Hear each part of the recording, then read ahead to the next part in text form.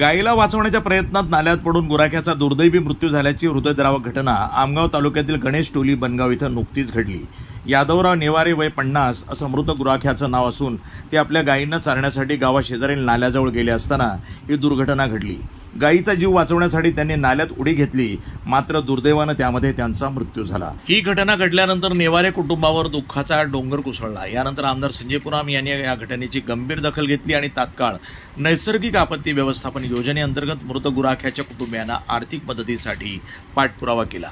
या पाठपुराव्याला यश मिळत अवघ्या 4 दिवसातच शासनाच्या नैसर्गिक आपत्ती मदत योजनेतनं नेवारे कुटुंबियांना 4 लाख रुपयांचा धनादेश मंजूर झाला। दिनांक 3 ऑगस्ट रोजी आमदार संजय पुराम आणि आमगावच्या तहसीलदार मोनिका कांबळे यांनी स्वतः त्यांच्या घरी जाऊन कुटुंबियाच्या हस्ते हा धनादेश सुपूर्द केला। यावेळी ग्रामस्थांनी आमदार पुराम आणि प्रशासनाचे आभार मानले। यावेळी संबंधित विभागाचे कर्मचारी, स्थानिक पदाधिकारी आणि ग्रामस्थ मोठ्या संख्येने उपस्थित होते।